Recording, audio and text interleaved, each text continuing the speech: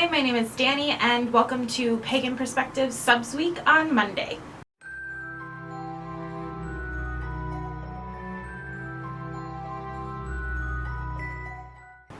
This week our question is, how did we come to our path?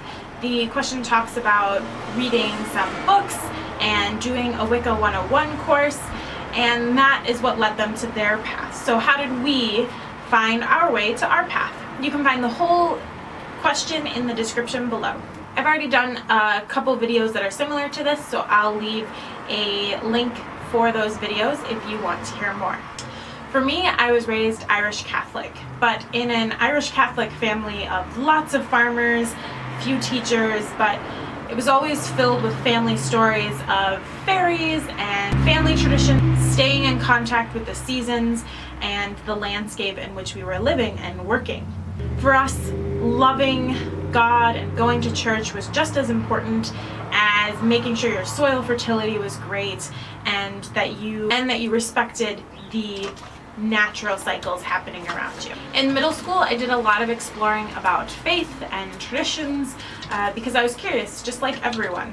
And while I certainly learned about paganism, it wasn't something that really reached out to me at that time. I got confirmed willingly. My mother worked for the church. I had a lot of in-depth conversations with her and my family and my youth minister on theology and the history of the Catholic Church. And I felt relatively confident that the church was headed in the direction I wanted it to be. I ended up going to a Catholic university, and right about the time that I was heading off to college, I had lots of doubts and was feeling really frustrated with the way the Catholic Church handled women, handled politics, their stance on just issues that I thought were really important, like the environment and civil rights, and I wanted more. Going to a Jesuit university is a different type of Catholic experience than many people get, I think. Jesuits are the Catholic Church's response to the Reformation.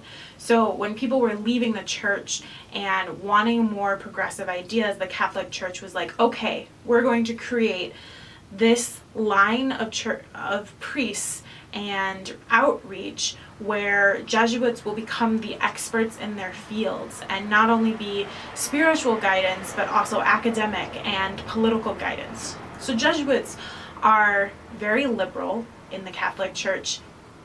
They are really curious people and love working with people and being a part of the active world. So social justice was a huge part of my college experience, and the encouragement was to really explore and reach out in your spiritual. It didn't take much of that influence for me to be like, no, the way I interact with divinity doesn't really follow the Catholic Church, and the things that I want to feel independent about and empowered by don't come from the Catholic Church, they come from paganism.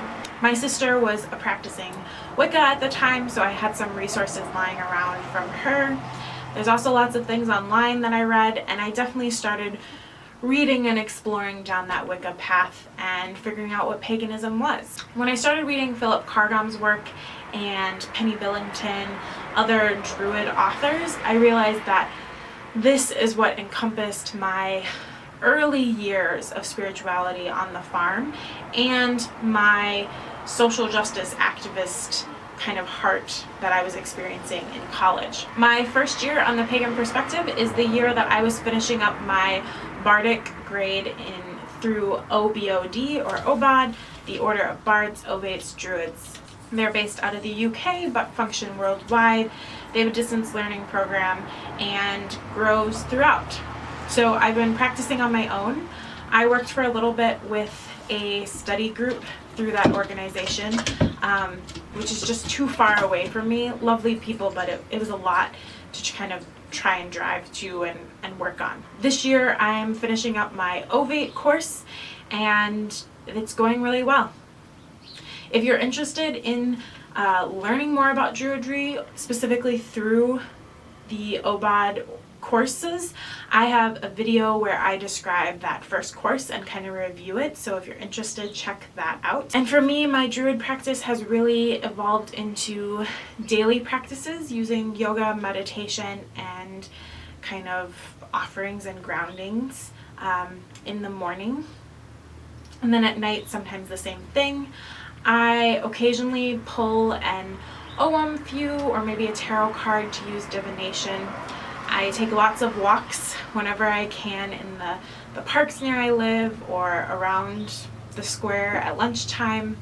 And my work at the farm, whenever I can get out there, is also really centered on learning and working with nature and that connection to the spirits of place and that element of spirituality. So I hope that shares a little bit more about how I came to my Druid practice and a little bit more about what my practice looks like today.